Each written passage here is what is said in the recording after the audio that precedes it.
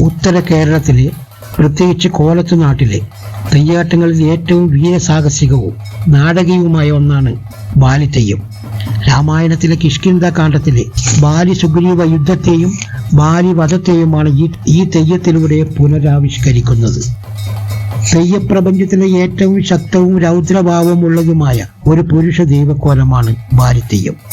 ദേവേന്ദ്രന്റെ പുത്രനും കിഷ്കിന്ധയിലെ വാനര രാജാവുമായിരുന്നു അതീവ ബലവാനായ ബാലി. തന്റെ നേർക്കുനേർ വരുന്ന ശത്രുവിന്റെ പകുതി ബലം തന്നിലേക്ക് ആവാഹിക്കാൻ കഴിയുന്ന ഒരു അപൂർവ വരം ബാലിക്ക് ലഭിച്ചിരുന്നു. അതുകൊണ്ട് തന്നെ ലോകത്താർക്കും ബാലിയെ നേരിട്ട് യുദ്ധത്തിൽ തോൽപ്പിക്കാൻ സാധിക്കുമായിരുന്നില്ല.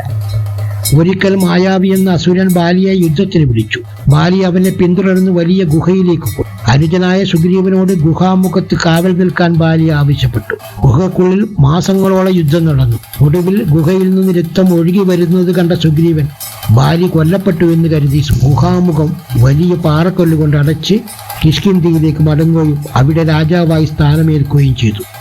എന്നാൽ യഥാർത്ഥത്തിൽ മായാവിയെ വധിച്ച് പുറത്തു വന്ന ബാലി കാണുന്നത് ഗുഹാമുഖം അടച്ചു വെച്ചിരിക്കുന്നതാണ്. സുഗ്രീവൻ തന്നെ ചതിച്ചതാണെന്ന് ബാലി തെറ്റിദ്ധരിച്ചു. കോപാകുലനായ ബാലി ഗുഹ തകർത്ത് പുറത്തു വന്ന് സുഗ്രീവനെ ആക്രമിക്കുകയും കിഷ്കിന്ധയിൽ നിന്ന് ആട്ടിപ്പായിക്കുകയും ചെയ്തു. സുഗ്രീവന്റെ ഭാര്യയായ റൂമയെ ബാലി സ്വന്തമാക്കുകയും ചെയ്തു. ബാലിയുടെ ഭയം കാരണം സുഗ്രീവൻ ബാലിക്ക് പ്രവേശനമില്ലാത്ത ഋഷ്യമുഖാചലത്തിൽ അഭയം പ്രാപിച്ചു. സീതാന്വേഷണത്തിനിടയിൽ ശ്രീരാമനും ലക്ഷ്മണനും ഋഷ്യമുഖാചലത്തിൽ എത്തുകയും സുഗ്രീവനുമായി സഖ്യത്തിലാവുകയും ചെയ്തു. രാമന്റെ സഹായത്തോടെ സുഗ്രീവൻ ബാലിയെ വീണ്ടും യുദ്ധത്തിന് വിളിച്ചു.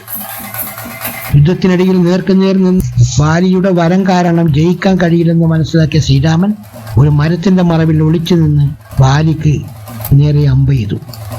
രാമബാണമേറ്റു ബാലി നിലംപതിച്ചു. അധർമ്മപരമായ ഈ പ്രവൃത്തിയെക്കുറിച്ച് ബാലി ശ്രീരാമനോട് ചോദ്യങ്ങൾ ചോദിക്കുന്നുണ്ട്. എന്നാൽ സുഗ്രീവന്റെ ഭാര്യയെ അപഹരിച്ചതിലൂടെ ബാലി ചെയ്ത അധർമ്മത്തെ രാമൻ ചൂണ്ടിക്കാണിക്കുന്നു. ഒടുവിൽ തെറ്റു മനസ്സിലാക്കിയ ബാലി രാമനിൽ അഭയം പ്രാപിക്കുകയും മോക്ഷം നേടുകയും ചെയ്തു. മരിക്കുന്നതിന് മുമ്പ് തന്റെ മകനായ അങ്കദനെ രാമന്റെ കൈകളിൽ ഏൽപ്പിക്കുകയും സുഗ്രീവനോട് ക്ഷമിക്കുകയും ചെയ്തു.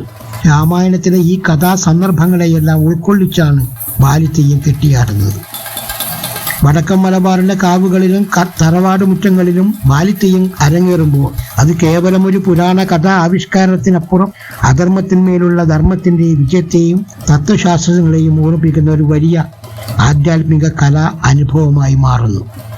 പുണ്യതീർത്ഥമായ വടുവക്കോട്ടയിൽ കുളികുരി ദേവാലയം കഴിഞ്ഞ് ബാലി വന്നു ചേർന്നപ്പോൾ അവിടെ ഭക്തോക്തമനായ മണ്ണുമ്മൽ പ്രധാനിയായിരുന്ന വിശ്വകർമാവിനെ കണ്ടുമുട്ടി. വിശ്വകർമാവിന്റെ കെട്ടും ചുറ്റും കുറിയും നെറിയും അടുക്കും ആചാരവും കണ്ട് കൈയൊഴിച്ചുകൂടാ എന്ന് കരുതി ബാലി അദ്ദേഹത്തോടൊപ്പം എരമം മണ്ണുമ്മൽ സ്ഥാനത്തേക്ക് ശേഷിക്കപ്പെടുന്നു. പിന്നീട് മോറാള, കുറുന്താറ, വടക്കൻ കോവൽ എന്നിവിടങ്ങളിൽ പീഠം തേടി വിശ്വകർമ്മജരുടെ കുലദൈവമായി ഒരു വിളിക്കൊമ്പത്ത് കൂച്ചുകാട്ടി ക്ഷേത്രങ്ങളിൽ രക്ഷകനായി നിലകൊള്ളുന്നു. വിശ്വവിസ്തൃതമായ രാമായണ കഥയിലെ ശ്രീരാമഭക്തനായ ബാലി തന്നെയാണ് ബാലിതെയ്യം. സുഗ്രീവ സഹോദരനായ ബാലി രാമബാണമേറ്റ് വീരവൃത്തി വരിച്ചപ്പോൾ ആ ധീരനെ ആരാധ്യ പദവിയിലേക്ക് ഉയർത്തിയതാണ് ശ്രീരാമദേവൻ. ഭൂമി കുലുങ്ങുമാർ ഉച്ചത്തിൽ പിറവി കൊണ്ട ബാലനാണ് ബാലി.